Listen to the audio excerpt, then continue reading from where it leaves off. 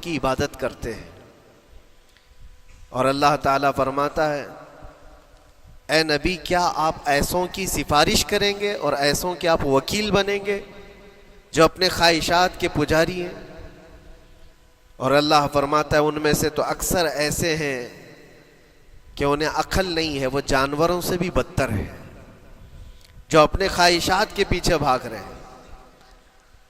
شیخ اعظم سیدنا محی الدین ابن عربی رحمۃ اللہ تعالی علیہ، ان کی کئی چیزیں لوگوں میں ایسی بھی مشہور تھی کہ شیخ محی الدین ابن عربی ایسے ایسے الفاظ بول جاتے ہیں جو شریعت میں ہوتے نہیں ہیں۔ بہت سارے مسائل ان کے ہیں، لیکن ایک بار شیخ محی الدین ابن عربی بیٹھے ہوئے تھے، کرسی پر ہیں، سامنے مریدین بھی ہیں، بہت سارے ملنے والے لوگ بھی آئے ہوئے ہیں۔ اسی اثنا میں انہوں نے ایک جملہ ایسا کہا، واقعی اگر آپ کے سامنے بھی ایسی بات آئے تو آپ بپھر جائیں۔ شیخ محی الدین ابن عربی کہتے ہیں اے لوگو جو تم سب یہاں میرے پاس بیٹھے ہو، تمہارا خدا میرے پاؤں کے نیچے ہوتا ہے، تمہارا خدا میرے قدموں کے نیچے ہوتا ہے۔ سب ظاہر سی بات ہے جیسے ایسا جملہ سنا تو اٹھ کر کے لوگ بھاگنا شروع ہو گئے کہ آدمی کافر ہو گیا۔ شیخ اعظم ہیں یہ حضرت محی الدین ابن عربی، جن کی بہت ساری کتابیں ہیں، تصوف میں آپ کا ایک بہت بڑا باب ہے۔ لوگ اٹھ کر کے ادھر سے ادھر چلنے لگ گئے کہ ایسے ایسے جملے بول رہے ہیں، یہ محی الدین ابن عربی کو ہو کیا گیا؟ خدا پیروں کے نیچے ہوگا؟ کفریہ جملہ ہے۔ سب تو چلے گئے، دو باقی رہ گئے جو مخصوص مریدین میں سے تھے۔ انہوں نے کہا کہ حضور جو جملے سنے ہم کو بھی کانوں پر یہ وزن لگ رہے ہیں، لیکن کیوں کہا آپ نے ایسا؟ اس کا کچھ معنی ہے؟ آپ جیسے عظیم المرتبت بزرگ سے ایسا جملہ کیسے ممکن ہے؟ انہوں نے فرمایا کہ ان سب کو بھی تو یہ پوچھنا چاہیے تھا میرے بولنے کا مطلب کیا ہے۔ فوراً بدگمانی کیا اور بھاگ گئے۔ تم دو باقی رہ گئے، میں بتاتا ہوں کہ میں نے یہ جملہ کیوں کہا تھا۔ تو کرسی پر بیٹھے تھے اور چٹائی نیچے بچھی ہوئی تھی یا قالین بچھی ہوئی تھی جس پر لوگ بیٹھے ہوئے تھے۔ آپ نے اپنے ان دو مریدین سے کہا یہ چٹائی اٹھاؤ۔ چٹائی اٹھائی تو دیکھا وہاں پر سونے کے چاندی کے سب سکے رکھے ہوئے تھے جو شیخ محی الدین ابن عربی کے پیروں کے نیچے تھے۔ کہا وہ جتنے آئے تھے وہ اسی کی عبادت کرتے تھے، اس لیے میں نے کہا کہ تمہارا خدا میرے پاؤں کے نیچے ہوتا ہے۔ وہ خواہشات کے پجاری ہیں، میں نے اللہ نہیں کہا۔ اللہ رب العزت وہ قادر مطلق ہے، میں نے کہا جس کی تم عبادت کرتے ہو، جس کو تم خدا بنائے رکھے ہو، وہ میرے پیروں کے نیچے ہوتا ہے۔ اور حقیقت ہے میرے عزیزوں، جنہوں نے خواہشات کے پیچھے بھاگنا شروع کیا در حقیقت وہ اپنا خدا بنا چکے ہیں ان کو۔ کیا ایسا نہیں ہوتا ہے کہ جو بندہ ضدی طبیعت کا ہوتا ہے چاہ لیتا ہے کہ یہ مجھے چاہیے تو چاہیے، یہ مجھے چاہیے تو چاہیے؟ یہ جو ضد ہے اپنی خواہش کو پوری کرنا، یہاں پر کہا گیا ہے کہ وہ اپنی خواہش کی عبادت کر رہا ہے، اس کے پیچھے بھاگ رہا ہے۔ اسی لیے اللہ کے نبی صلی اللہ تعالیٰ علیہ وسلم کی ایک حدیث میں آپ کو سناؤں۔ حضور اکرم صلی اللہ علیہ وسلم ارشاد فرماتے ہیں لا یؤمن احدکم حتی یکون ہواہ تبعا لما جئت بہ، تم اس وقت تک پورے مومن نہیں ہو سکتے جب تک کہ اپنی خواہشات کو میری مرضی کے مطابق نہیں بنا دو گے۔ حضور کے قدموں میں لا کر اپنی ہر خواہش کو قربان کرنا ہو، یہ نہیں کہ میری چاہت تو ایسی ہے، میں خواہش ایسی رکھتا ہوں لیکن شریعت ایسا کہتی ہے۔ یہ جب ٹکراؤ آیا تو سمجھ لو کہ تمہارے اندر ایمان آیا ہی نہیں ہے، تم مومن نہیں ہو۔ مومن وہ ہے جہاں دنیا کی ساری خواہشات وہ حضور کے قدموں پر قربان کر دیتا ہے، اس کی اپنی کوئی خواہش نہیں ہوتی۔ اسی لیے میں اکثر یہ کہتا ہوں ان نوجوانوں سے جن کو کچھ نصیحت کی جائے تو وہ کہتے ہیں کہ مولانا ہماری لائف ہے، ہمیں انجوائے کرنے دی جائے۔ یہ ابھی تو ہماری لائف ہے، ہماری اپنی لائف کو ہمیں انجوائے کرنے دیا جائے۔ نادان کس نے کہا کہ تیری اپنی لائف ہے؟ تیری لائف ہے کہاں؟ زندگی یہ نہیں کسی کی کسی کے لیے، زندگی ہے نبی کی نبی کے لیے، اور نہ سمجھ مرتے ہیں زندگی کے لیے، ارے جینا مرنا ہے سب کچھ نبی کے لیے۔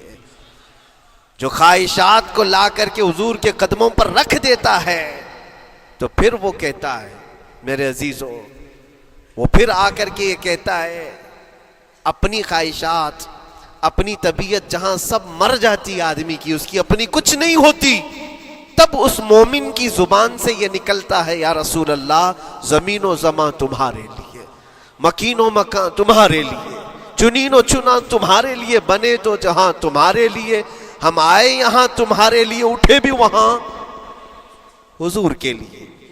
اس کا اپنا کچھ نہیں ہوتا، اپنی خواہش ہوگی تو میں کرتا رہے گا، اور جتنی خواہشات کے پیچھے بھاگتا رہے گا دنیا اس کا پیچھا کبھی نہیں چھوڑتی، اور نہ ہی دنیا اس کو کبھی سیراب ہونے دے گی، کبھی پیٹ بھرنے دے گی ہی نہیں، وہ بھوکا ہی رہے گا، وہ پیاسا ہی رہے گا جو دنیا کے پیچھے بھاگتا ہے۔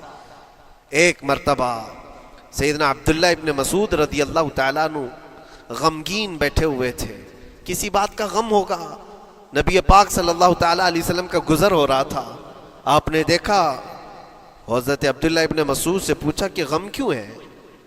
تو آپ خاموش رہے، تو اللہ کے نبی صلی اللہ علیہ وسلم نے ایک جملہ فرمایا جو آج ہم سب کے لیے سبق ہے میرے عزیزوں، فرماتے ہیں لا تکثر ہمک ما یقدر یکن، اپنے غم کو زیادہ مت بڑھا، جتنا لکھا ہے اتنا مل کے رہے گا، وما ترزق یأتک، جتنا اللہ نے رزق لکھا ہے وہ آ کر رہے گا، وہ تیرے پاس آ جائے گا۔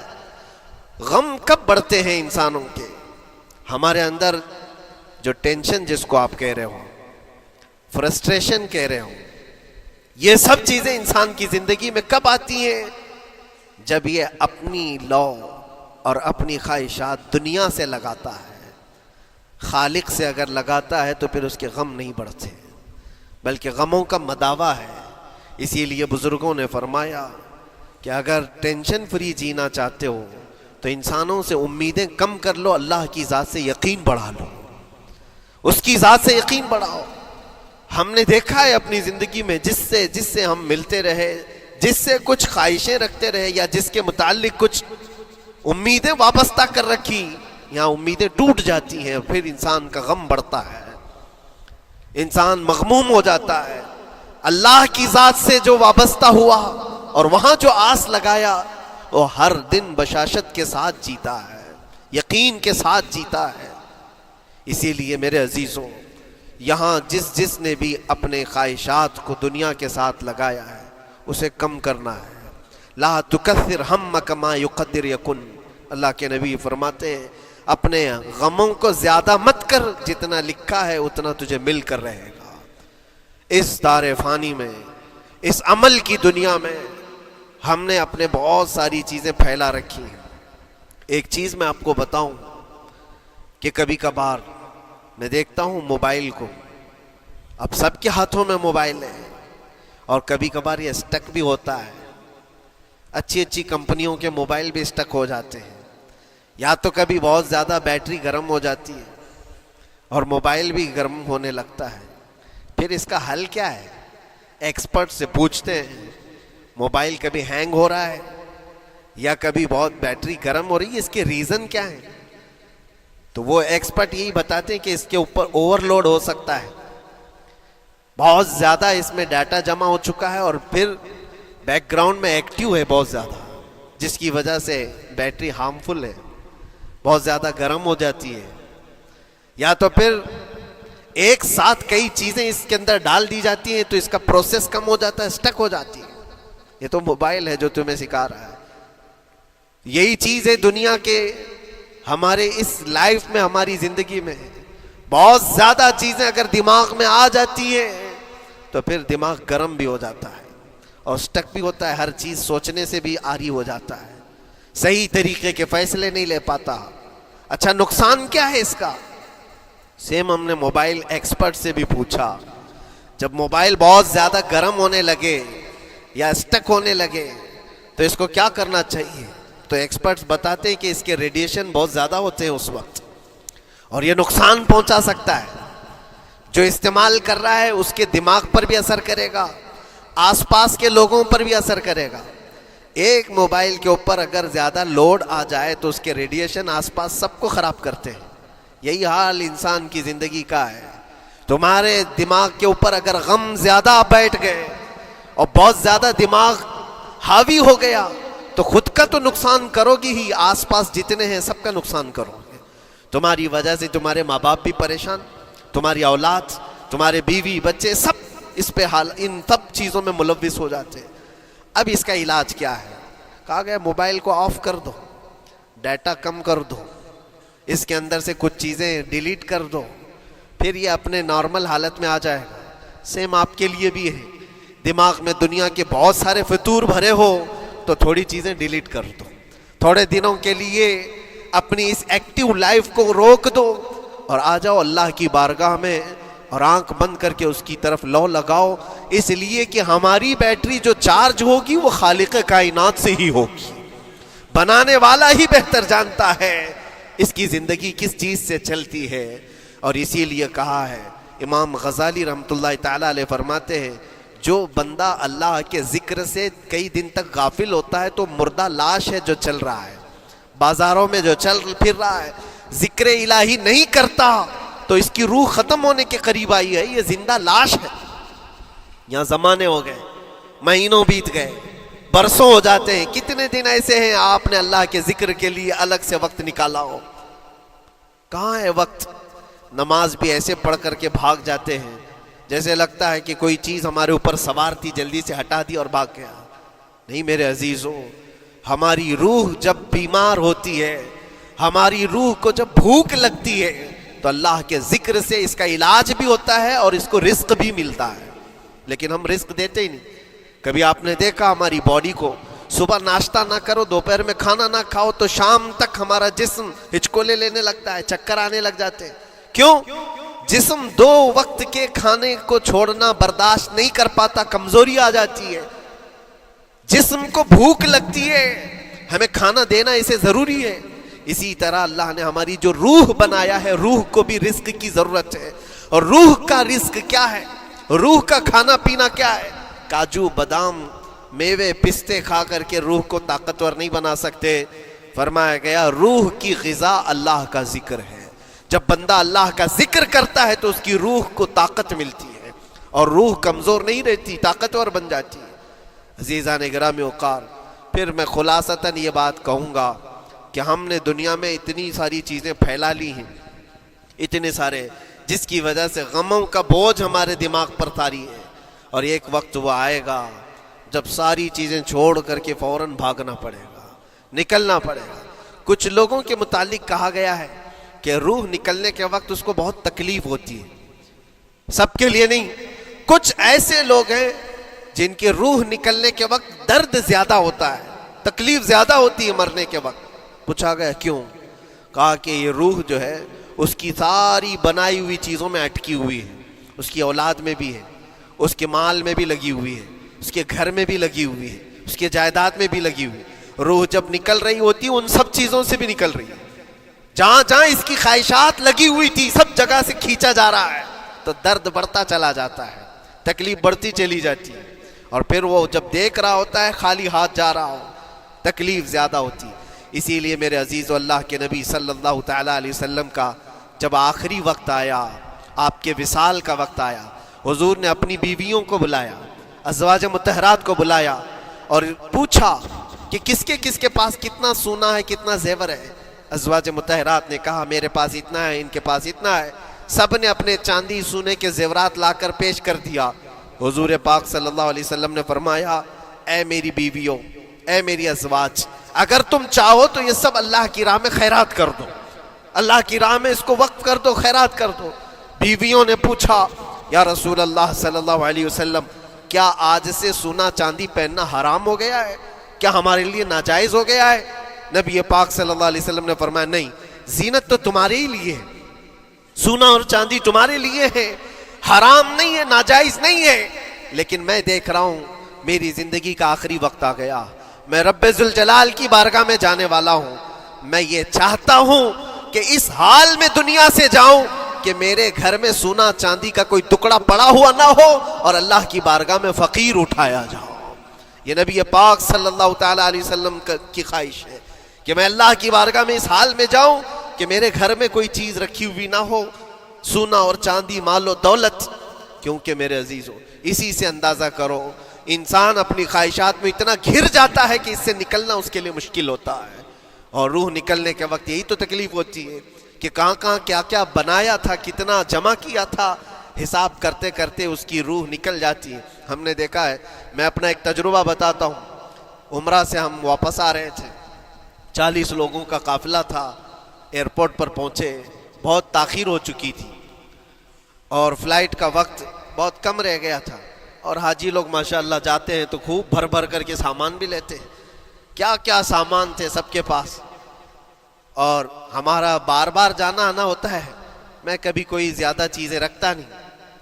ہم تو آگے نکلے، گروپ پورا تھا اور سارے لوگ سامان لے کر کھڑے تھے، وقت گزرتا گیا، فلائٹ جہاں چیک ان ہو رہا تھا سامان، انہوں نے کہا کہ 25 کلو سے زیادہ کا الاؤڈ نہیں ہے، اور یہاں 40 کلو لے کر بیٹھے ہوئے تھے۔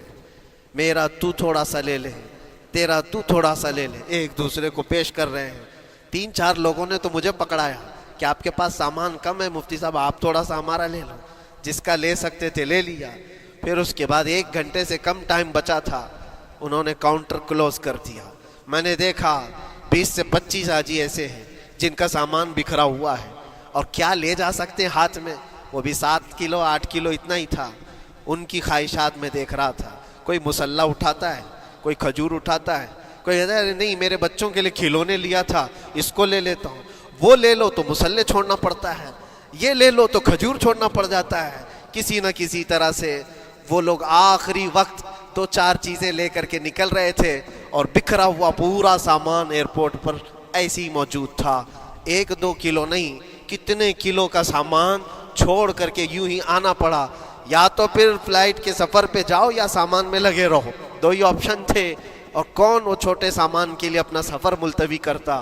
واپس آئے، حسرت بھری نگاہوں سے دیکھتے رہے اپنے سامان کو، اور پھر اندر آ کر جب بیٹھے میرے ذہن میں یہ بات گونجنے لگی، یہی حالت ہوتی ہوگی جب انسان دنیا سے جا رہا ہوتا ہے، جب یہاں سے رخصتی کا وقت آتا ہے اور ملک الموت سر پر آ کر کھڑا ہو جاتا ہے، روح نکلنے کے لیے بھی تھوڑا سا وقت باقی ہے، بس منٹوں میں بھی نہیں رہ گیا۔ جب اس کو نظر آتا ہے، اب یہ سوچتا ہے اتنی نمازیں باقی رہ گئیں، اتنی زکوٰۃ بھی رہ گئی، حج بھی تھا، اور بھی کچھ چیزیں کسی کے دینے کے باقی تھے، قرضے بھی تھے، کس چیز کی نصیحت کروں، کس چیز کی وصیت کروں؟ فلاں جگہ ایک گھر خرید کر کے اس کے ڈاکیومنٹ تو وہاں رکھا تھا، بیٹے کو بھی نہیں بتایا، بیٹی کو بھی نہیں بتایا، پتہ نہیں کس کے ہاتھ لگ جائے گا۔ یہ خواہشات گھومتی رہتی ہیں، وہ کسی کو بتا بھی نہیں پاتا، ادھر ملک الموت روح نکال کر نکل پڑتے۔ یہ انسان کی شارٹ لائف ہے، مختصر سی زندگی ہے، جہاں یہ خواہشات دھری کی دھری رہ جاتی ہیں۔ اسی لیے شیخ سعدی نے بہت اچھی بات فرمائی۔ ایک بادشاہ نے اعلان کیا تھا اپنے وزیروں میں سے ایک کو، اس سے بہت خوش ہوا اور کہا جا آج تجھے میں اتنی جائیداد دوں گا، اتنی زمین، اتنی پراپرٹی دوں گا، جتنا تو اپنے ہاتھ میں ایک لکڑی لے کر گھیر دے گا، جتنی زمین تو گھیرے گا اتنی تیرے نام لکھ دوں گا، لیکن اس کے لیے ایک شرط ہے، صبح یہ لکڑی لے کر تو راؤنڈ مارنا اور اتنا گول سرکل بنانا سورج ڈوبنے سے پہلے تک، جتنی زمین گھیر لے گا وہ پوری تیرے نام پر۔ اس نے سوچا کہ اتنی بڑی زمین میں گھیر سکتا ہوں، ایک پورے دن میاں ممبئی والے اچھی طرح جانتے ہیں 4x4 کی جگہ مل جائے تو یہاں کتنی بڑی غنیمت ہوتی، اور اس بندے کو بادشاہ نے کہا لکڑی ہاتھ میں لے لے اور لکیر کھینچ، شام ہونے سے پہلے جتنا کرے گا پورا تیرے نام پر۔ وہ نکلا، اور جب لکیر کھینچتے جب چلنے لگا، پیچھے مڑ کے دیکھتا تھا بہت لمبی ہو گئی ہے، اتنی زمین میرے نام پر ہونے والی ہے۔ دوپہر ہو گئی، وہ واپس آنا نہیں چاہ رہا ہے، واپس آ کر کے سرکل پہ ختم تو کرنا ہے جہاں سے شروع کیا تھا۔ سوچتا اور تھوڑا کرتے کرتے وہ اثر ہو گئی اس کی، اب اس کو لگا کہ واپس پلٹنا چاہیے۔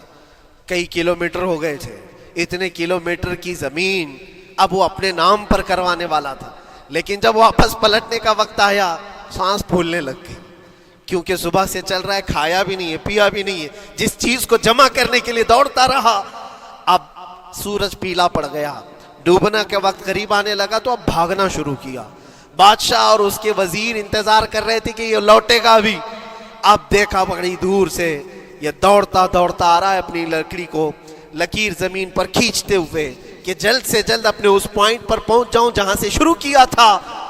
سانس پھولنے لگ گئی، دوڑتے دوڑتے ہانپنے لگ گیا، سورج ڈوبنے کے قریب آ گیا، آخری کرنیں باقی تھی اور اس کا پوائنٹ بھی قریب آ گیا تھا۔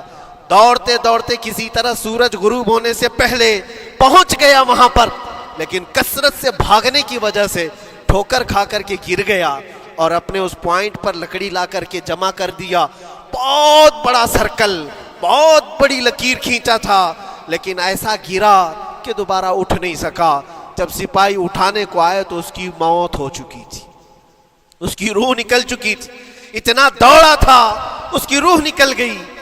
بادشاہ نے کہا اس نے صبح سے لے کر شام تک اپنے نام جائیداد کرنے کے لیے اتنی دوڑ لگائی، بہت لمبی لکیر کھینچا، اتنی بڑی پراپرٹیز کے نام پر ہوتی، لیکن عقل مند دانشور تھا بادشاہ، اس نے کہا جہاں یہ گرا ہے وہیں اس کو دفن کرو، اور اس کے بعد اس کی قبر پر لکھا گیا تھا کہ اس کو ضرورت اتنے 2 گز زمین کی تھی، دوڑتا کتنا لمبا رہا، صبح سے شام تک اتنی لمبی لکیر کھینچ لیا، لیکن سونے کے لیے اس کو جو جگہ چاہیے تھی وہ بس اتنی ہی سی تھی، وہ 6 فٹ کی جگہ۔ عزیزان گرامی، یہ ایک زندگی کے کسی کا حادثہ ہو سکتا ہے، لیکن میں نے دیکھا ہے کہ تقریباً سب کی لائف میں یہی ہے، ہم اپنی خواہشات کے پیچھے اتنی تیز دوڑتے رہتے ہیں، لیکن جس چیز کی ہمیں ضرورت ہے اس کی طرف ایک بار بھی نظر نہیں کرتے۔ کون سی چیز ہے جس کی ہمیں ضرورت ہے؟ وہ ہمیشہ کی زندگی آخرت کے لیے جو چیز چاہیے وہ اللہ کا ذکر ہے، وہ رب ذوالجلال کی ذات پر یقین اور توکل ہے۔ آج اللہ نے صحت و سلامتی کے ساتھ زندگی دی ہے تو وقت نکالو اور بارگاہ رب العزت میں آ جاؤ۔ میرے عزیزوں، آخری بات عرض کرتا ہوں، خواہشات جہاں ختم ہونی چاہیے وہ کیسی ہے؟ وہ کیسے ہے؟ اللہ کے نبی صلی اللہ تعالیٰ علیہ وسلم مجلس میں بیٹھے ہیں، ایک صحابی کا مسئلہ تھا، ایک صحابی کا مسئلہ ایسا تھا کہ وہ صبح جلدی دوڑ کر کے چلے جاتے تھے، صحابہ نے ان کی شکایت کی کہ یہ فجر میں اتنی جلدی چلے جاتے ہیں کہ کسی سے ملتے ہی نہیں۔ حضور نے پوچھا کہ وجہ کیا ہے؟ ان سے پوچھا گیا تو انہوں نے کہا یا رسول اللہ صلی اللہ علیہ وسلم، میرا گھر ایک یہودی کے گھر سے لگا ہوا ہے، اور یہودی کے گھر پہ ایک کھجور کا درخت ہے جس کی شاخیں میری آنگن میں بھی آتی ہیں، اور پکی کھجوریں صبح صبح میرے آنگن میں گر جاتی ہیں، میں اس لیے جلدی دوڑ کر کے جاتا ہوں، میرے بچے اٹھنے سے پہلے وہ کھجوریں جمع کر کے میں اس یہودی کو دے دوں کہ کہیں انجانے میں میرا کوئی بچہ وہ کھجور کھا نہ لے، ہمارے لیے وہ حلال نہیں ہے۔ یہ صحابی رسول کا عمل تھا۔ اللہ کے نبی صلی اللہ علیہ وسلم نے فرمایا اپنے بچوں کو حلال کھلانے کے لیے اتنی فکر، اتنی فکر۔ عزیزان گرامی وقار، اب سنیے، یہ تو حالات ایسے ہو گئے، یہاں بڑے بڑے درخت ہی نگل گئے، کھجور تو چھوڑے، ڈکار بھی نہیں، حرام چیزوں کے اوپر تو کئی لوگوں کی زندگیاں آباد۔ خیر، حضور پاک صلی اللہ علیہ وسلم نے ان کا مسئلہ دیکھ کر کے، ان کی تکلیف کو دیکھ کر کے اپنے صحابہ میں اعلان کیا، کوئی ہے جو اس یہودی کا درخت خرید کر کے میرے اس صحابی کو دے دے، میں اسے جنت میں پورا باغیچہ عطا کروں، جنت میں پورا باغ اسے عطا کروں۔ صحابہ، ظاہر سی بات ہے، ایک بار حضور نے فرمایا تو پھر اس کو حاصل کرنے کے لیے ایسی دوڑ لگتی تھی، سب گئے، میں حاصل کر لوں، میں حاصل کر لوں۔ اب اس یہودی کو منانا تھا کہ تو ایک درخت جو ہے اپنے پڑوسی کو بیچ دے، آنگن میں اس کے ہے، بیچ دے۔ اب اس کو لگا کہ ان لوگوں کی ضرورت ہے، مجبوری ہے، تو وہ بھی اکڑ کر بیٹھا کہ مجھے بیچنا نہیں، مجھے دینا نہیں۔ اب سنیے میرے عزیزوں، مدینے میں ایک صحابی ہیں ابو دحداح، اللہ اکبر، کبھی میں پڑھتا ہوں تو حیرت ہوتی ہے۔ ابو دحداح مدینے کے اس صحابی کا نام ہے جن کا باغیچہ پورے مدینے میں سب سے مشہور ہے، ان کی کھجوریں سب سے مہنگی کھجوریں، अवाली मदीना आज भी मशहूर है, जहां की अजवा खजूरें बहुत पसंद की जाती है। अबू दहदा का बगीचा बना हुआ था, बड़ा खूबसूरत था। लोग मिसाल देते थे, तारीफें किया करते थे, अबू दहदा का बगीचा मदीने में सबसे कीमती बगीचा है। अबू दहदा हुजूर की बारगाह में आते हैं, कहते हैं या रसूल अल्लाह सल्लल्लाहु अलैहि वसल्लम, अगर मैं उस एक दरख्त को खरीद करके वक्फ कर दूं तो क्या मेरे आका मुझे भी मिलेगा जन्नत में? अल्लाह के नबी ने फरमाया जो मैंने वादा किया है वो तुझे भी अता किया जाएगा।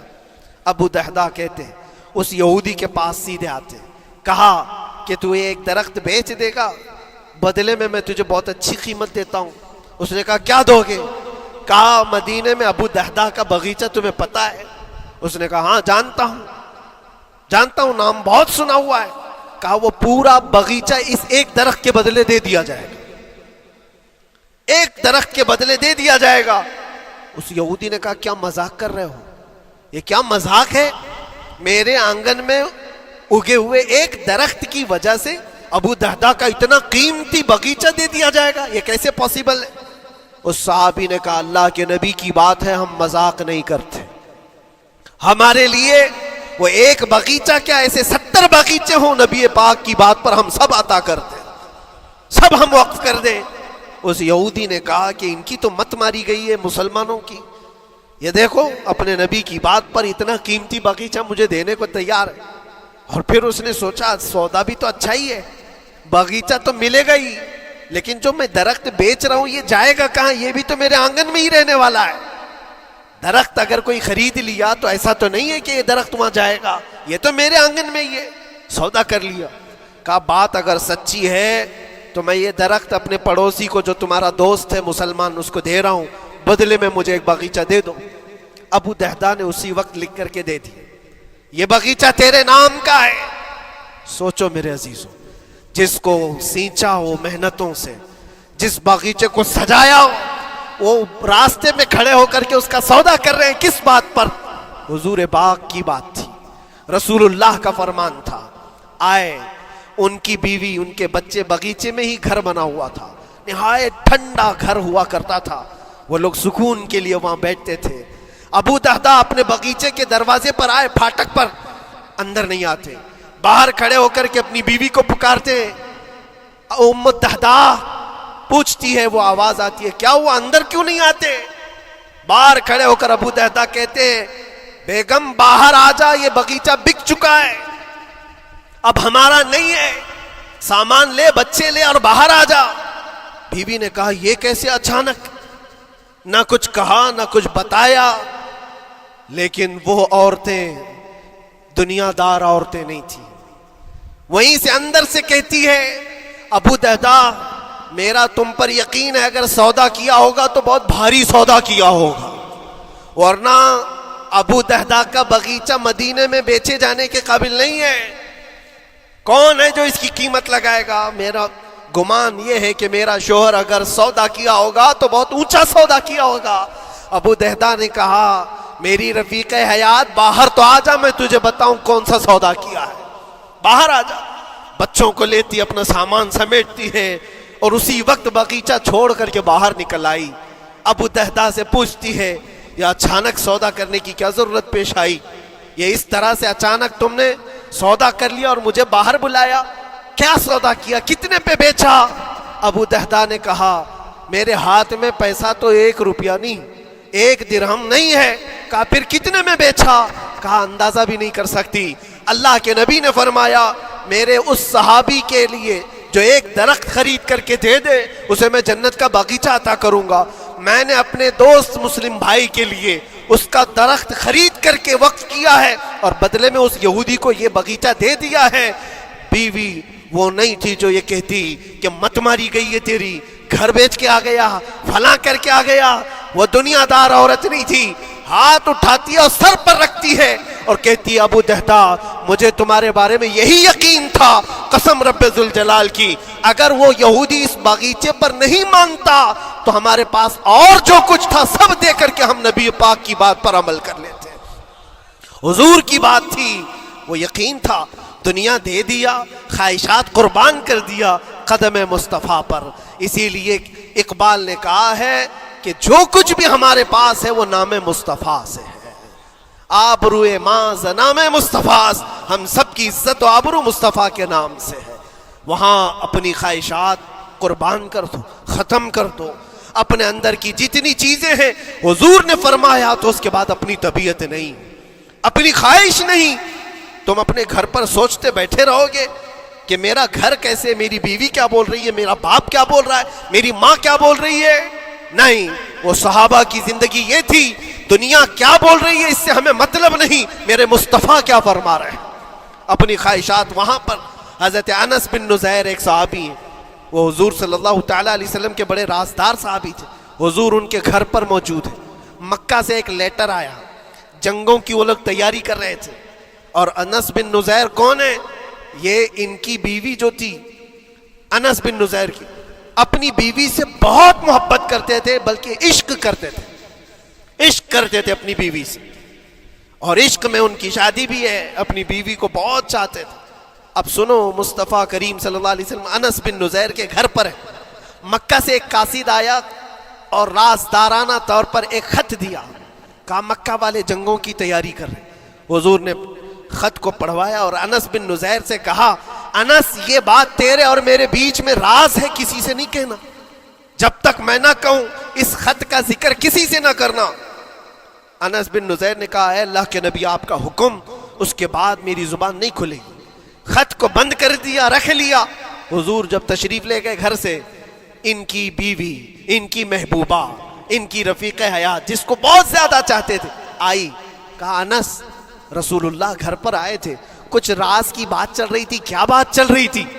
انس بن نزیر نے کہا، دیکھ میری بیگم، محبت اپنی جگہ پر، وہ میرے مصطفیٰ کا راز، وہ میں نہیں شیئر کر سکتا، وہ نہیں بتا سکتا. بیوی ہنس کر کہتی، تم نہیں بتاؤ تو کوئی بات نہیں، میں نے تو دیوار کے پیچھے سے سن لیا ہے، مکہ والے جنگوں کی تیاری کر رہے ہیں، خط آ گیا ہے. انس بن نزیر نے اپنی بیوی سے اتنی بات سنی، سیدھے جا کر کے گلا پکڑ لیا، گردن کو دبوچ دیا اور کہا، اس وقت تک میں تیری گردن نہیں چھوڑوں گا جب تک میرے مصطفیٰ کا فرمان نہ آ جائے. گردن پکڑ لیا اس عورت کی جس کو سب سے زیادہ یہ چاہتے تھے. لے آئے حضور کے پاس، کہا یا رسول اللہ معاف کر دے، آپ کا راز تھا، میں نے تو نہیں بتایا، مگر میری بیوی نے دیوار کے پیچھے سے سن لیا، اور اس لیے میں اس کی گردن پکڑ کر کے لایا ہوں کہ کہیں میں مجرم نہ بن جاؤں، نبی پاک کا راز افشا کرنے والا میں مجرم نہ بن جاؤں. آقا اگر آپ حکم فرمائیں تو میں اس کو ختم کر دوں یا اس کو طلاق دے کر کے آزاد کر دوں، آپ کے فرمان پر میں کامل عمل کر سکوں. اللہ کے نبی نے فرمایا، انس چھوڑ دے گردن، جس طرح تو ہمارے راز کی حفاظت کرتا ہے، یہ میری صحابیہ ہے، یہ بھی میرے راز کی حفاظت کرے گی. اس کے بعد ہاتھ چھوڑ دیا اور اپنی بیوی سے کہا کہ دیکھ میری محبت، میرا عشق اپنی جگہ پر، بات جب مصطفیٰ کی آئے گی پوری کائنات کو میں چھوڑ دوں گا، میرے مصطفیٰ کی بات کو عمل کروں گا.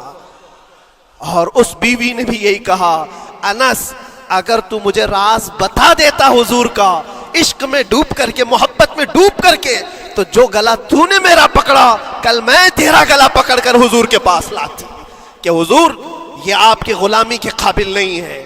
یہ ان کا کمال درجے کا ایمان تھا، اپنی خواہشات کو قربان کر دیا. ایک مدینے کی خاتون ایسی ہے، سب سے زیادہ حسین و جمیل لڑکی ہے. حضور کے پاس ایک حبشی کالے رنگ کے صحابی ہیں، آئے کہا یا رسول اللہ مجھ سے کوئی شادی نہیں کرتا. حضور نے فرمایا کہ جا میں تیری شادی کے لیے ایک جگہ پر پیغام بھیجتا ہوں. اور بھیجا اس لڑکی کے گھر. انصاری صحابی کی ایک لڑکی اتنی خوبصورت ہے مدینے میں، ان کے گھر بھیجا. یہ تو حبشی قسم کے تھے. یہ ایک پیغام لے کر کے جب آئے، ماں باپ باہر بیٹھے ہوئے، لڑکی اندر ہے. ماں باپ نے دیکھا، کیوں آئے ہو؟ کہا میں پیغام لے کر آیا ہوں. کس چیز کا؟ آپ کی بیٹی سے نکاح کا. کس نے بھیجا؟ کہا اللہ کے رسول نے. ماں اور باپ ہیں، شکل و صورت دیکھی اور ان کی حسینہ بیٹی. کہا ٹھیک ہے تم جاؤ واپس، ہم حضور سے بات کر لیں گے. اتنا ہی کہا، ٹال دیا ہوگا. وہ صحابی جو آئے تھے کالے رنگ کے، انہوں نے کہا یہ تو روز کی بات تھی، ہر جگہ ریجیکٹ ہوتا ہی تھا، میرے لیے تعجب کی بات نہیں تھی، میں تو واپس آیا حضور کے پاس. ہوا گھر میں کیا؟ اندر جوان لڑکی جو گھر میں موجود تھی باہر آئی، کہا ماں باپ سے پوچھتی ہے کہ اماں کون آیا تھا؟ کہا ایک نوجوان نکاح کا پیغام لے کر کے۔ اس خاتون نے کہا، لڑکی نے کہا آپ نے کیا کہا؟ کہا ہم بعد میں بات کر لیں گے۔ کہا آپ کو اندازہ نہیں آپ نے کتنی بڑی خطا کی ہے، اللہ کے نبی کا فرمان آیا تھا اور آپ نے ٹال دیا، میں تیار ہوں اس کے ساتھ نکاح کرنے کے لیے، نبی پاک کا حکم ہے۔ ماں باپ نے کہا بیٹا تو نے دیکھا ہے، بیٹا تو نے دیکھا جو پیغام لے کر کے آیا تھا وہ تیری میچنگ کا ہے یا نہیں، تو نے دیکھا؟ اس نوجوان نے کہا، اس لڑکی نے کہا میں نے پیغام لے کر آنے والے کو تو نہیں دیکھا، آمینہ کے لال کو تو دیکھا ہے، جس نے پیغام بھیجا ہے اس کو دیکھا ہے، اس کے حکم کے بعد پھر کسی کو دیکھنا بنتا ہی نہیں ہے۔ وہ دونوں ماں باپ دوڑتے ہوئے حضور کے پاس آئے، اور وہ صحابی ابھی بتا ہی رہے تھے کہ میں ریجیکٹ ہو کر کے آیا ہوں، تبھی ماں باپ بھی دوڑ کر کے آئے، کہا یا رسول اللہ خطا ہو گئی، ہم نے تاخیر کی آپ کے حکم میں، اے اللہ کے نبی ہم راضی ہیں اپنی بیٹی کا نکاح انہی کے ساتھ کریں گے جن کا پیغام آپ نے بھیجا ہے۔ کیا اپنی خواہشات کو حضور کے قدموں میں لا کر قربان نہیں کیا؟ لیکن نکاح ہوا بھی، وہ نوجوان عبداللہ اسود نکاح کا ہے، حضور نے نکاح کروا دیا مسجد نبی، اور حضرت عثمان سے کہا کہ ان کو کچھ پیسہ دے دو، مال دے دو، شادی کا سامان تو خرید لے، جہیز لے لے، اپنا گھر سجا لے۔ ان کو صحابہ نے پیسے دیے، غریب تھے، میں بازار میں جا کر اپنی شادی کا سامان خرید رہے تھے، شام کے وقت اعلان ہو گیا مشرکین مکہ نے مدینے پر حملہ کیا ہے، اللہ کے نبی جہاد میں نکل رہے ہیں۔